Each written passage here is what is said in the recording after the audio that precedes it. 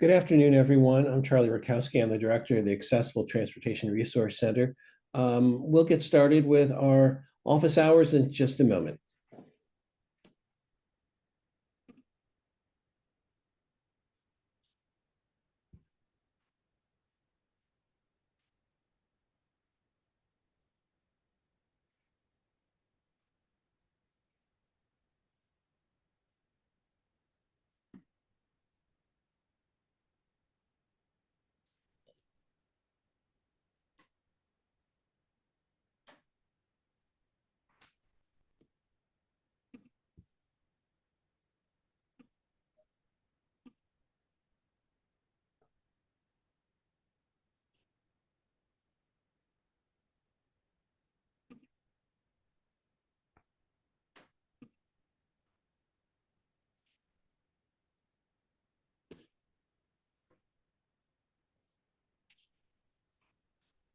Well, good afternoon, everyone. Again, my name is Charlie Rakowski. I'm the director of the Accessible Transportation Resource Center based in Washington, D.C. And I would like to welcome you to our ATRC office hours. This afternoon or this morning, depending upon where you are, we're very pleased to have our guest presenter, Sivashankar Sivakanthan, who will be talking with us about the future of accessible autonomous vehicles. So, Siva, take it away. Thank you very much. Lovely to meet you all. I'll try and be a bit salient with my presentation here today. So this was encompassed as part of my PhD research. So I'm here to just summarize a lot of what the outcomes of what happened. So we all know why accessible transportation is rather important, but a lot of the underrepresented groups that are found out were just sort of older adults, and the other main barriers that were highlighted is sort of limited knowledge for everyday users. Now, autonomous transportation could be a potential solution, and one of the aspects that I found that was a huge thing for in the medical health industry is missed medical appointments. Now, there are so many people that miss their medical appointments just due to transportation alone, and that's where hopefully accessible autonomous vehicles could hopefully provide that future. Now, this is the crux of my PhD. Now, we wanted to evaluate the existing transportation issues. So we did a systematic review, and then we did a journey mapping, which is the complete trip. And then to look into accessible autonomous vehicles, there are some work, obviously, that are done in industry and in research, but we wanted to do a focus group, essentially, to look at the details of that. And also, we did a national survey with users and providers. Now, this national survey, I got about 950 odd participants, and providers I got about 45 that were actively participated in completing this. Now, from the systematic review, what did I find? Now, transportation caregivers or companions are sort of highly important to give another aspect. So it's not just the users themselves, but the caregiver aspects need to be respected when it comes to transportation, as they're one of the key stakeholders. Now, when we're looking at existing research, not everyone has been conducting diverse research with different disability groups. So going forward, what we need to do is sort of ensure that we're including as many different disability groups, especially from different economic backgrounds, in this as possible. When it comes to designing any new assistive technology or for accessible autonomous vehicles. Now, this type of research is called participatory action design and engineering.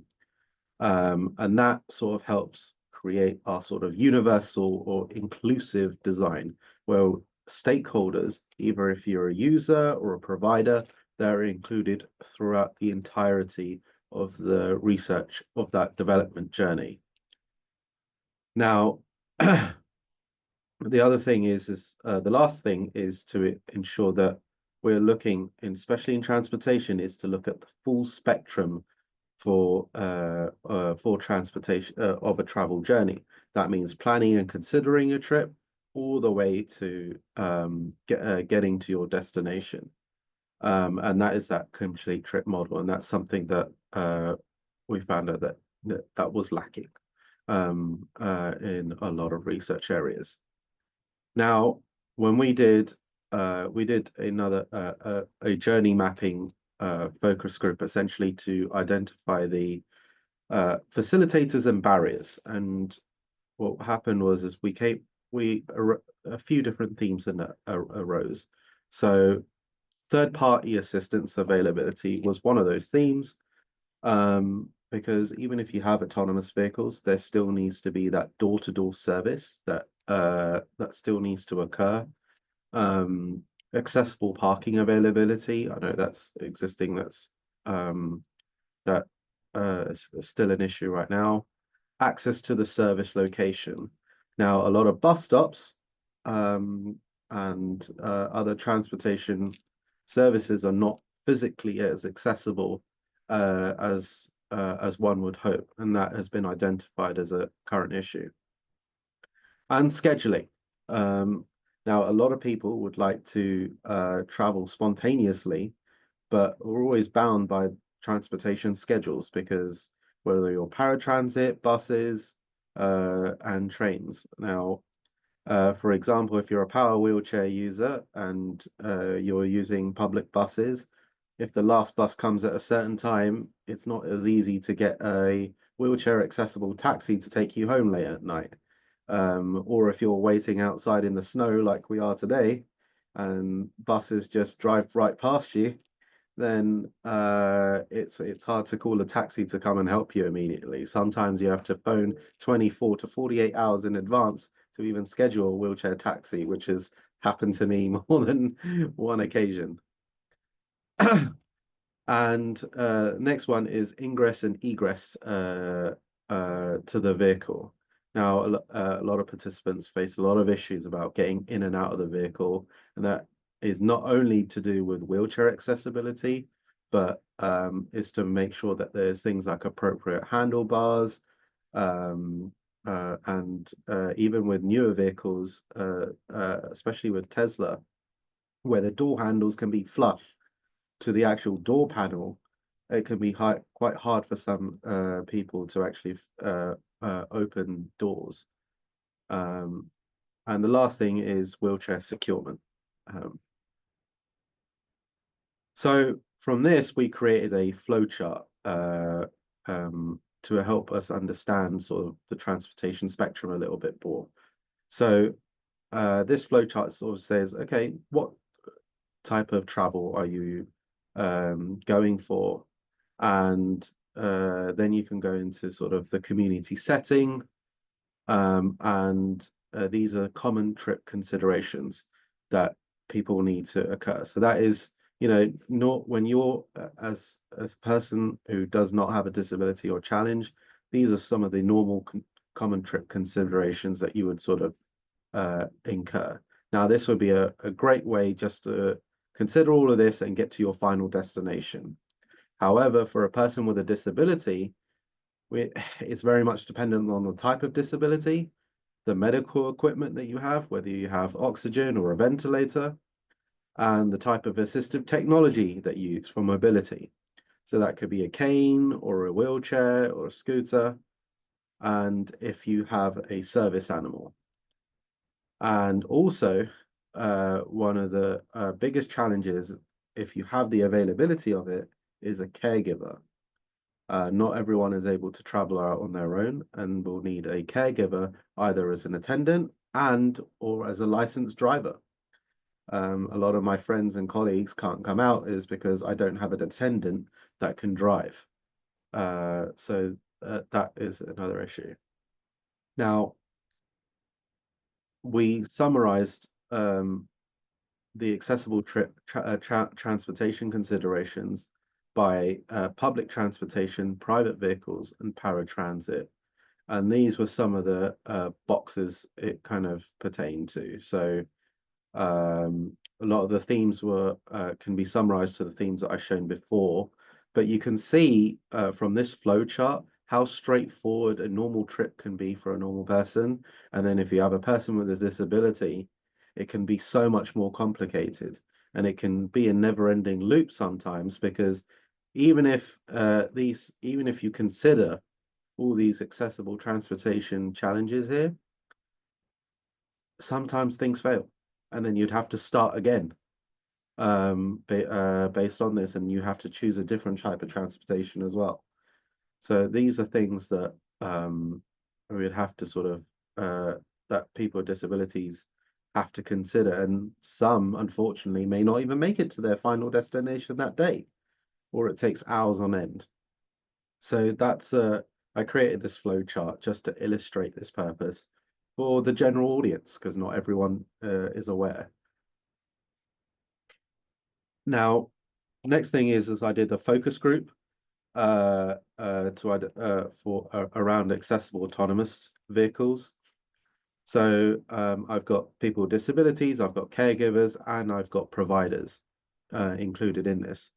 And these were some of the key findings. Now, there are a lot of themes here, so it goes into a lot of detail here, but I'll be as salient as possible. Now, with assistive technology, we need to try and cater to all types of assistive tech, and that includes the audio, visual, tactile accessibility, voice assistant, and even multiple languages. Now, the last thing is that this is something that providers really highlighted. Bariatric wheelchair accessibility. Now, a lot of the vans that are modified nowadays are smaller and tighter, and trying to get bariatric wheelchairs into those vans and having the appropriate turning radius is even more challenging. So for future vehicle designs, this is something that needs to be respected within the ADA standards. And that's something that was imperative. And lastly, another thing was an automated wheelchair docking system, is to be able to independently dock in and out the system. Right now, currently on buses, we're reliant on 4-point tie downs, and that's if the if the bus driver is able to tie you down to the chair. I know they have to, but it's just more of a hassle when you're and time when someone's putting those hooks onto your chair.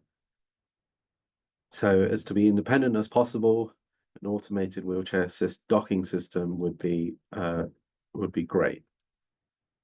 Now, the next theme is automation versus autonomy. Now, there is not everyone wants full automation, and there's this whole unease of not having a driver in the vehicle. So there's a lot of safety concerns around it. But and there was we have thoughts from end users, caregivers, and providers here. Now, in a nutshell, from providers, what I've seen is that their concern is as the levels of automation increase, does the need to concentrate on the road decrease?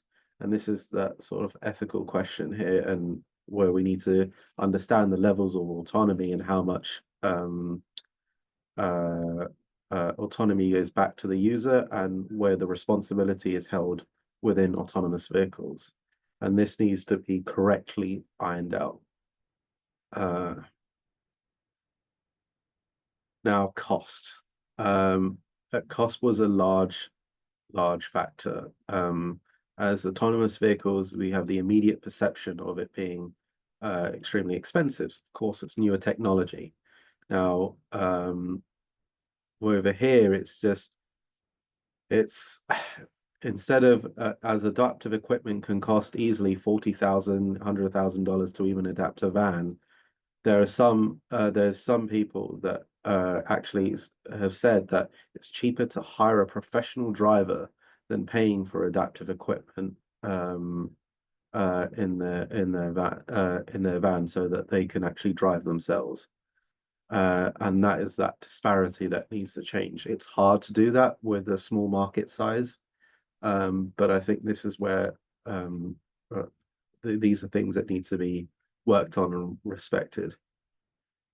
And then there's the infrastructure. Now, autonomous vehicles are going to really have a lot of infrastructure changes, but these infrastructure changes need to respect accessibility.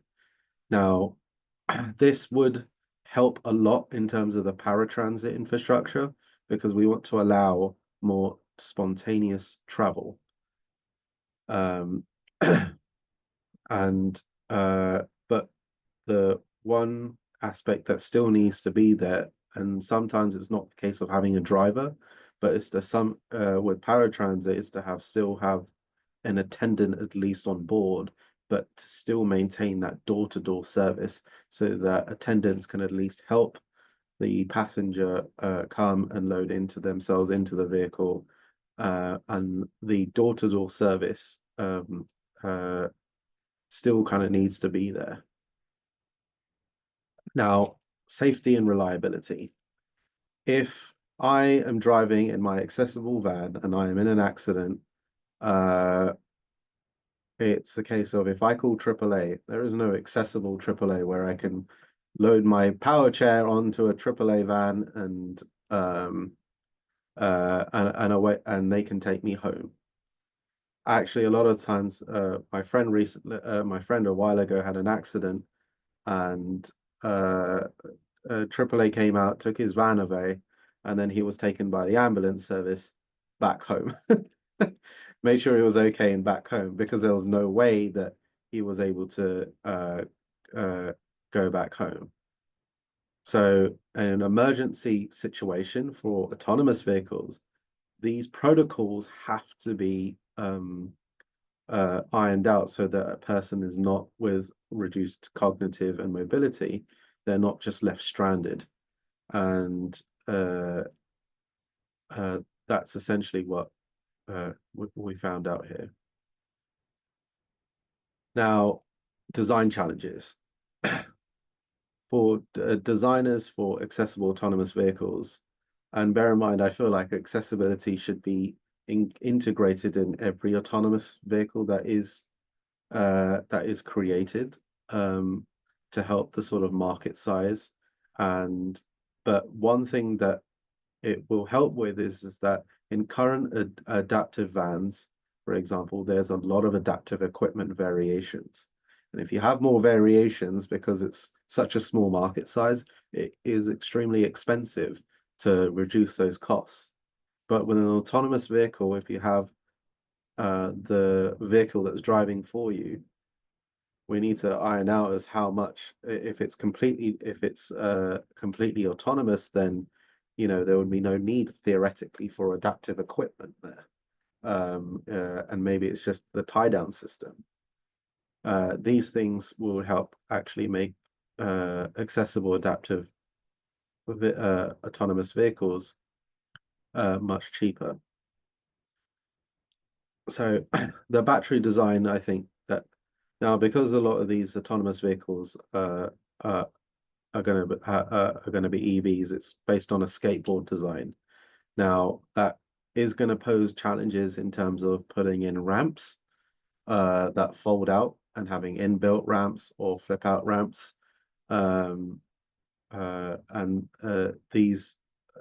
These design concerns need to be addressed here.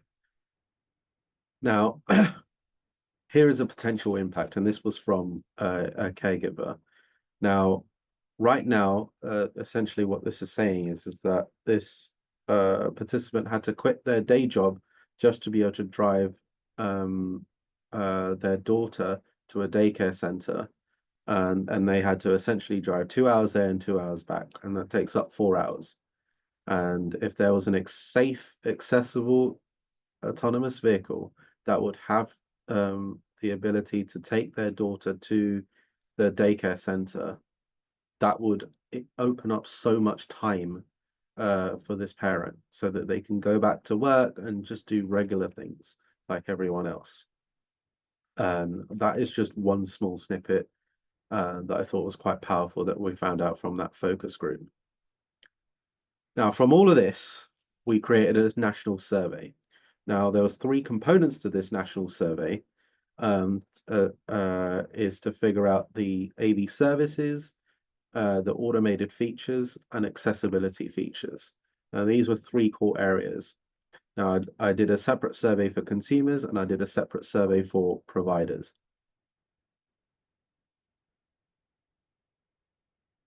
Now, as we go into this, now, here was my recruitment capabilities. Now, it is as much as I tried, it is really hard to recruit remotely to to capture a lot of people that live in rural areas or with lower income.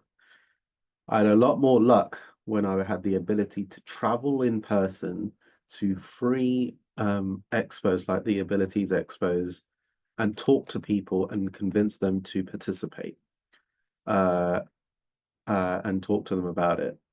I had 0 luck with reaching out to various different communities virtually, but I had to just be there in person. And that is a huge recruitment challenge that I was facing because I want to include as many different age groups and demographic backgrounds. But unless if you travel out there to those areas, it's just so hard. So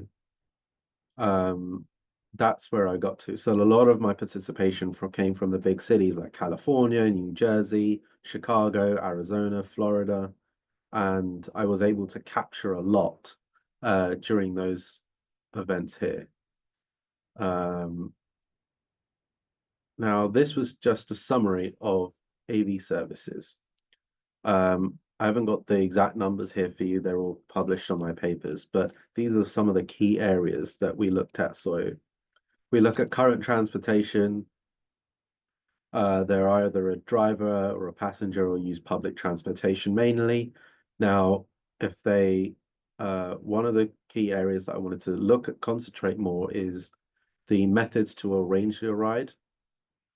Now, this is quite variant upon different age groups. So the younger audience below actually about 55 and younger, we're saying sort of app, websites, text, those capabilities is how they would like to arrange a ride.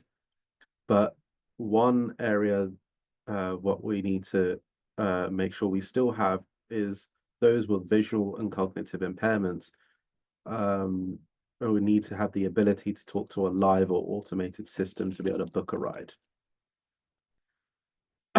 And in terms of payment models, a lot of people throughout the majority would either like their payment models to actually pay for the service as a pay-as-you-go system, such as what we have for buses, or have the capability, especially for medical appointments, is to have third-party or health insurance coverage to cover it. And as you can see, medical appointments is the primary area where nearly all of our participants had stated that they would use their AVs for, or to use an AV service. And then it goes into shopping, visiting, leisure. And you can notice here that work is not at the top of the list here. Now, as with recent changes of sort of this work from home capabilities, this is where I think this is where I shouldn't be surprised, but why it's not at the top of the list, as one might have thought. Now, if I go into, so this is how this is the automated features. So we listed out automated features that people would like to have on their autonomous vehicle as what they deemed as a priority.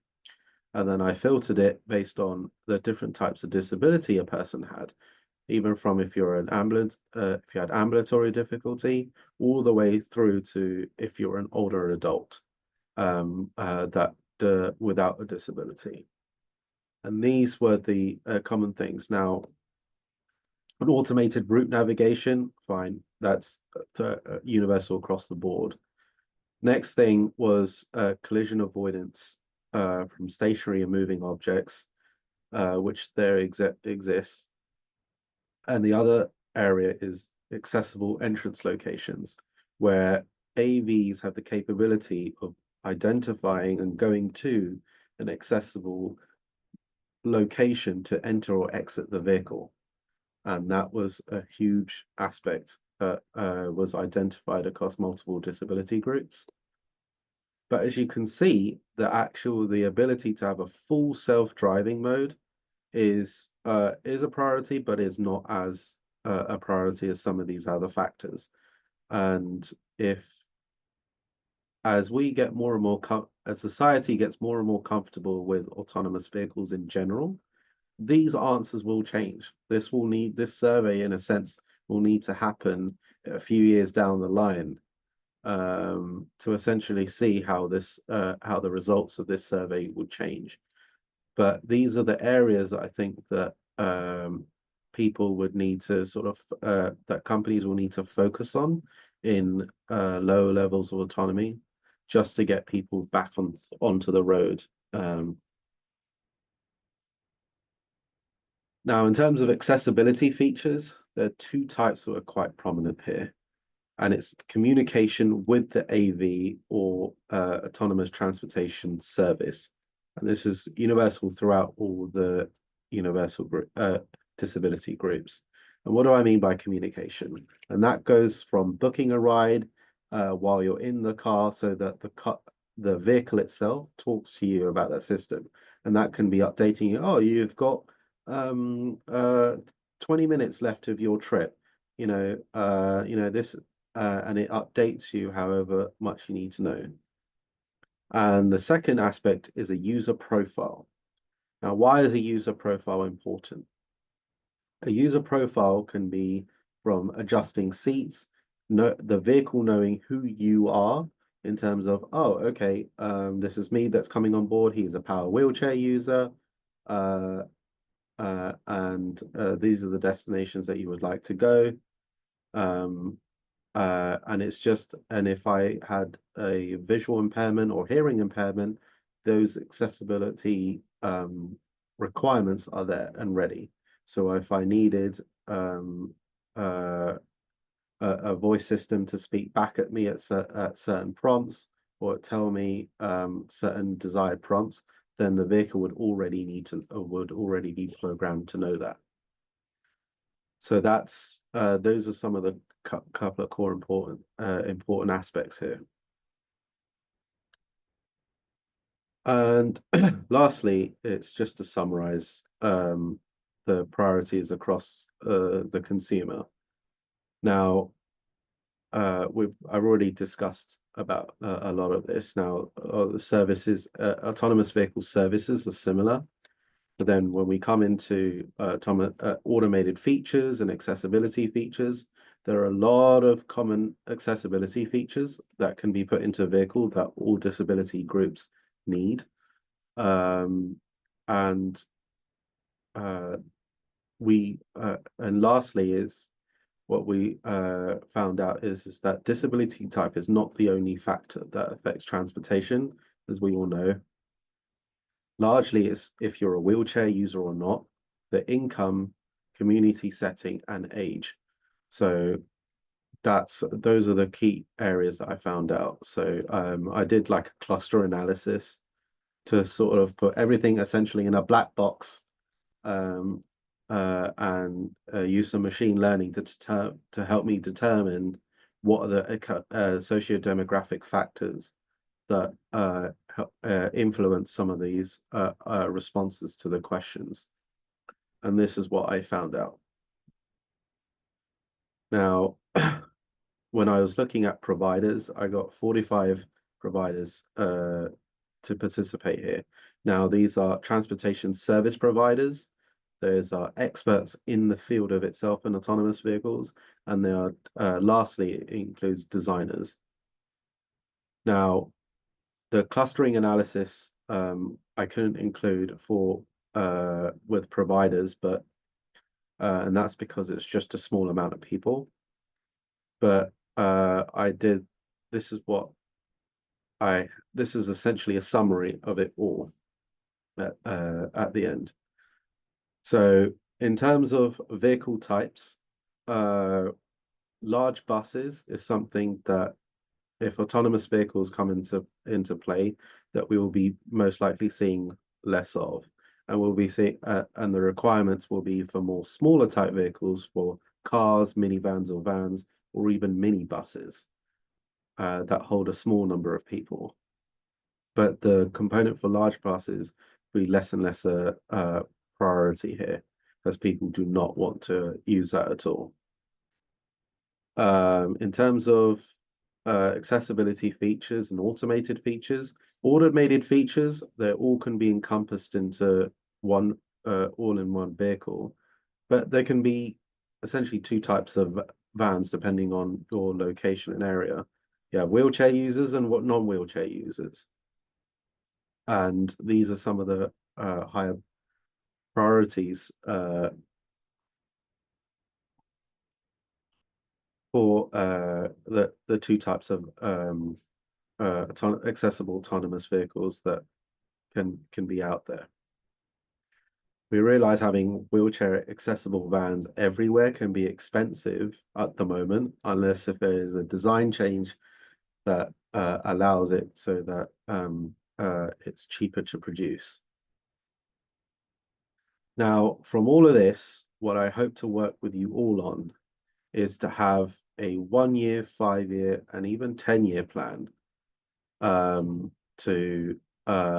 for accessible autonomous vehicles, because essentially we can be talking about this for an ever and ever, but if we don't have some sort of action plan that we as a community can actually get involved with and actually help facilitate, then things just won't change.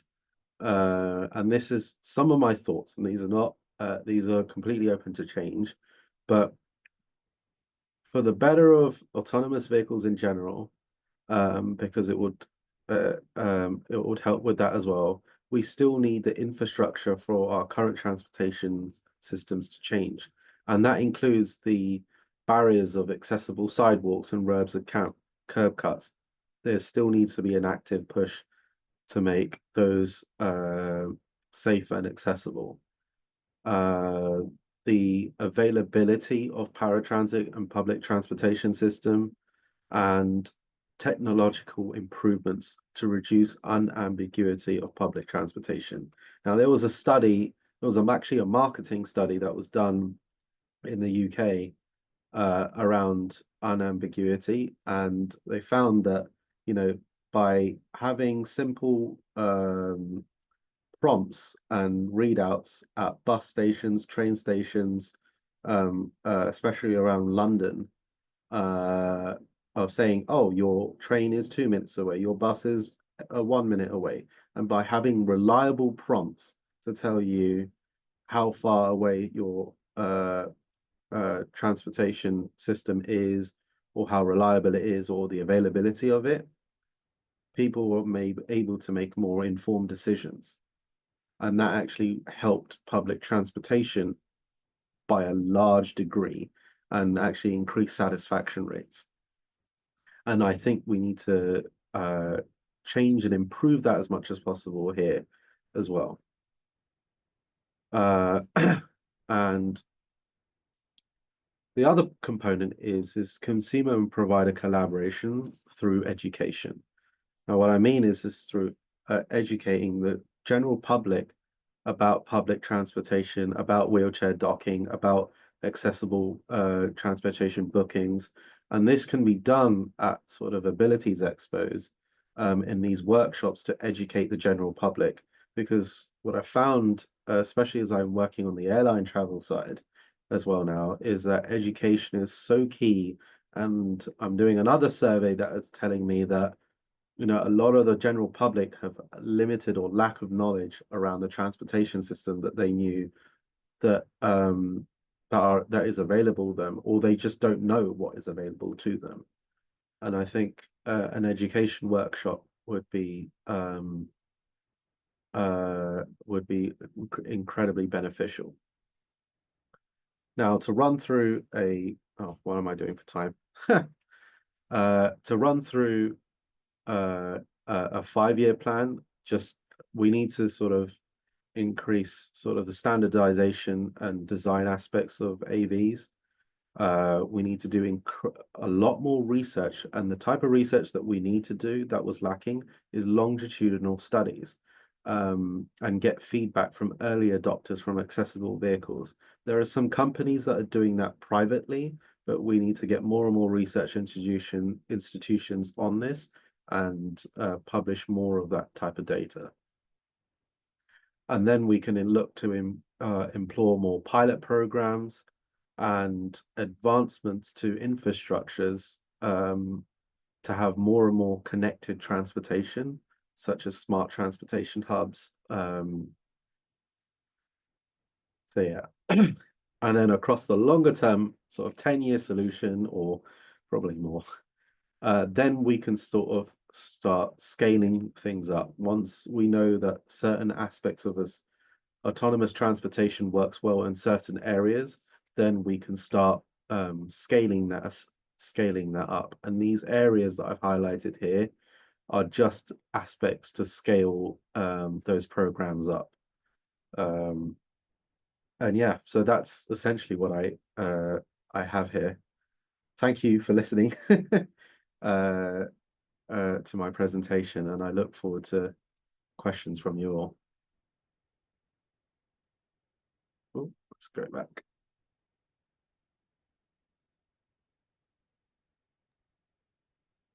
It looks like there's a question from Anicio. Yeah, go ahead, Anicio.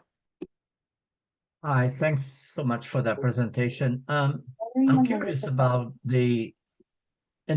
autonomous vehicles are already being used I know in places like San Francisco, for example. Are these the infrastructure changes that you're talking about and that we've been talking about in several other webinars, etc.? Is the industry aware of these, and are they implementing them in the current systems that are already being used in California and Arizona, etc.? I'm so sorry. A lot of my speaker was cutting in and out of that. It must be just me on that transportation. Do you mind ever so much repeating that again? Sure. Can you hear me now? Yeah, I can. Sorry. So the question is, we know what needs to be done, right? And you capture it well. Yeah. We already have some autonomous vehicles being used, systems in places like San Francisco and I believe in Arizona and others. Are those systems already incorporating these infrastructure changes, or as usual, are we going to be fighting with technology to be done after the fact instead of from the beginning? So there are some that are focused on accessible transportation, not in terms of the infrastructure around it, but just particularly pertaining to their vehicle. And there are some that are not. That's where what I have seen. And I think it is going to be, this is why I wanted to get ahead of the game rather than after the game. And if policies are not written accordingly to make sure it's not done from the get-go for any autonomous vehicle design, then we're going to still face these issues, and that's where I see it. So I'm wondering, what do you think the role of groups like the ATRC should be in this regard? Personally, I think we need to be working on two ends. One, with companies directly, even from crews, even from groups such as Waymo directly. I think we ourselves need to be working as a group with them, as even on their advisory boards or through their channels. And the other end of it is through policies. We really got to start changing it, implementing the policy side of things. What about from the regulatory field, industry? Is there a legislation that we should be advocating for, or to ensure that this gets that off the top of my head, I don't know which exact legislations that I'm going to defer that question to someone else, which exact legislations that we should be that we could be working towards here. I apologize. That I don't know, but great. Thank you. well, we've got some questions on the messages as well. Did you look into the accessibility of onboard software and also the software required to establish the appointment for the appointment for the ride? Oh, so that was from you. So I didn't look into the accessibility of current onboard software. A colleague of mine in Purdue University is actually looking on, is working on that side of things, and we have a grant to work on that as well. So we're working with Purdue on that. So hopefully, when these things are in place, we'll have more and more data to share. Yes, I'll be able to share those slides as well. And I have another question here at the bottom from David regarding longitudinal studies.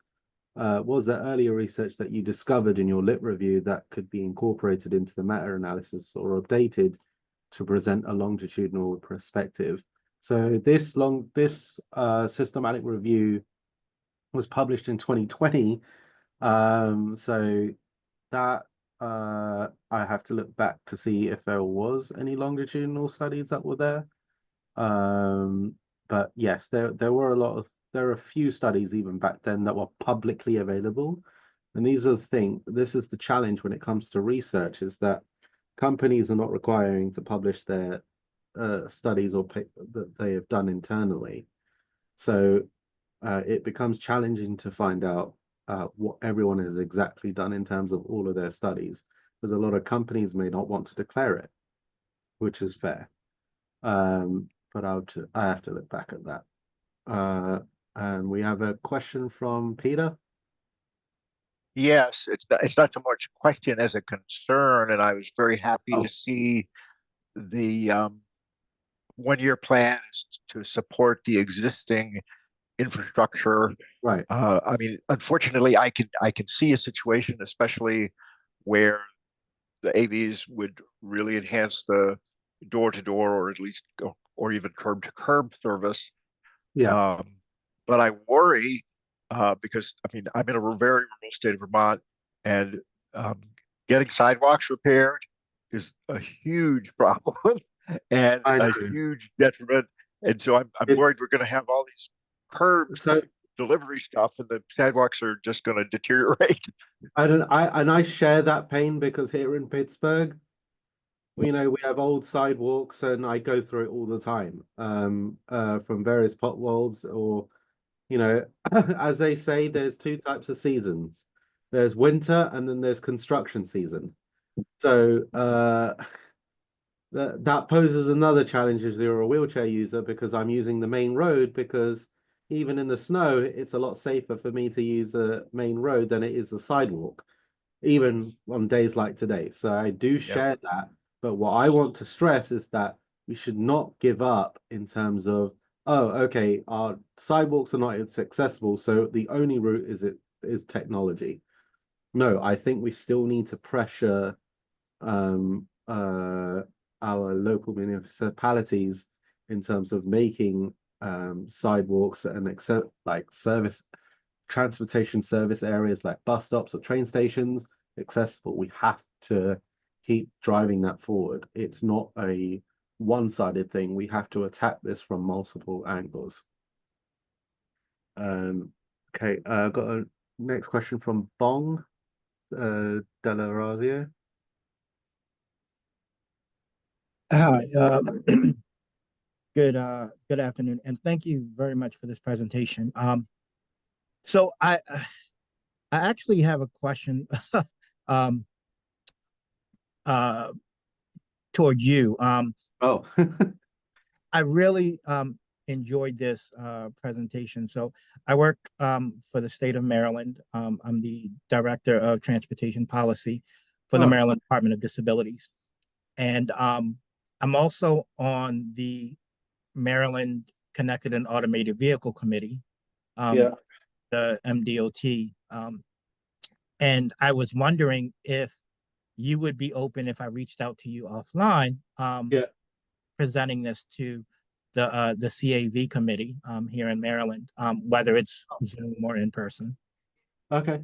Absolutely. I'm more than happy to. Whatever I can do to help. Okay. I'm more than happy to help. I love committees like this because we have expertise from across the board, but I am very impatient as I just want things to change. And I'm like, okay, we can talk for a long time, but I get it because I identify, as a person with a disability. I use a power chair, so perfect. yeah, so I get it. So Okay, I get it.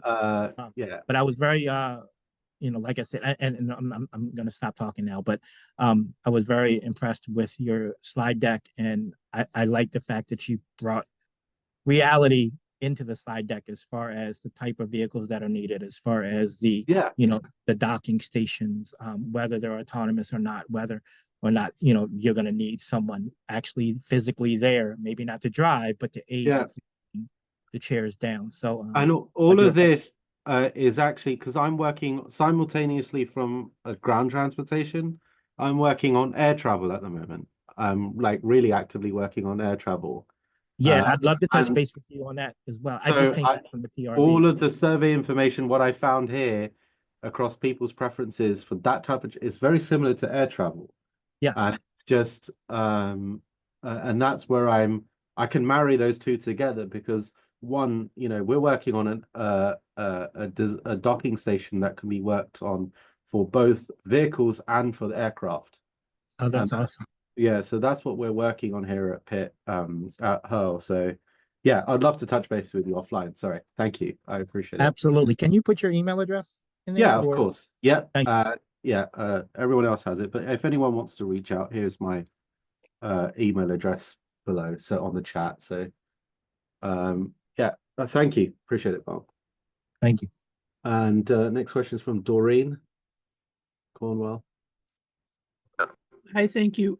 Oops, I'm trying to have my video on, but anyway, my name is Doreen Cornwell. I'm involved with the Washington Council of the Blind Advocacy Committee, and this is a great follow-up to Bong's comment because I think part of it is just encouraging people to participate in your different local transportation, like the different governmental advisory bodies, and to keep talking about this stuff. So I think I have your email address. Yeah, my email address is below in the chat. So what I will do is I will probably reach out to you and see if we can just have you do a presentation for folks in Washington. So thank you very much. I was impressed by the comprehensiveness of the different things you identified, the roll-on ramps and the docking station, and whether or not the caregiver. There's a lot more detail. I just wanted to make this as salient as possible. I can talk about a lot of different areas. The one thing I did, what I will say generally, when I did this national survey, I did a lot of this recruiting and getting these participants a lot more in person, as in 95% in person, of just talking to people and actually getting them to fill out the survey. So that was that's where I learned a lot more, is by talking to hundreds of people. I think the in-person engagement is huge. One of the things we spend a lot of time talking about in the Seattle area is partnering with community-based organizations to help support this in language. There's some parts of Washington where people speak 100 languages within Right. the same census block, and so Yeah. making it available, accessible, functional across language or across Yeah. cultures is a really huge consideration. Yeah. All right, thank you so much. Yeah. Please reach out. Thank you. Armand? Hi, thanks. My name's Armand Shabazian. I'm with the Seattle Department of Transportation, managing our autonomous vehicle program. Oh. I wanted to just thank you for this presentation and also see if there might be opportunities to share out this work with our state policymakers. An area that we struggle with is that, autonomous vehicles very much are an urban transportation issue and often impact specific localities because of their hyperlocal deployments. But most regulations happen at the state level, and often local jurisdictions get preempted and can't require certain levels of service for accessibility, et cetera. And we've been struggling to uplift a lot of the elements that you've presented on to our state policymakers because we're often drowned out by industry lobbyists who are much more effective in saying that, these services will help people with disabilities, and then they move on, but there's not much nuance into what that means and what types of disabilities might be more benefited by this technology. And so I'm just curious if you've had engagement with state policymakers or state DOTs With DOT in general, this was all of my work right here, what you've seen here, was all funded through a DOT UTC grant. So they are well aware of my work that is done for my reports, for my papers and everything. But again, is what you just said here is that companies is to look is to think as is this going to be such a huge cost to them? What people have got to realize is that you're now increasing the number of people that are going to be using using transportation, right? And that increases your market size now. All of this will increase your market size when you make things a lot easier and simpler. So I'll need to work with you directly in Seattle, but happy to share this with you and actually go through it with whoever that needs with policymakers. And yeah, we'll work together. Just please feel free to reach out. You have my email below, and that goes to anyone on this call as well. Just received similar questions to this, but yes, please feel free to reach out. I'm happy to come out, happy to talk to other people and get the ball rolling. Awesome, thank you. Yeah. Does anyone else have a question at all? I can't see any hands. So hope I haven't bored too many people to sleep. Siva, this is Charlie again. Well, I'd like to thank you on behalf of our partners here at ATRC and all of the participants. It's a great discussion, and I really appreciate your willingness to collaborate further with Maryland and Seattle and the state of Washington, at least. I did see another comment from Armand. Oh, is there another comment? Yep. Some more happening work. Oh, some more work in DC. Okay. Thank you for that, Armand. Well, this is fascinating, and it's maybe a teaser for some additional information that we will be sharing at the next office hours. It is scheduled for 1 o'clock Eastern on Friday, February 21st. We will be joined by representatives of the Go Marty autonomous vehicle demonstration, which has actually been in place and operating in Grand Rapids, Minnesota for the past 2 years. It was chosen, Grand Rapids was chosen because it tends to be a little chilly and snowy there. And it did experience one extremely difficult winter, but the program, the service operated very well in those weather conditions. So any last minute comments or questions? We've got a little bit of time left here.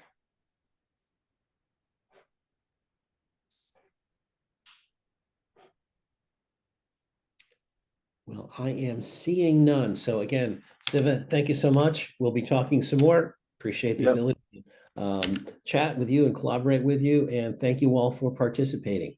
And join us next month for another ATRC office hours. Thank you. Thank Appreciate you. it.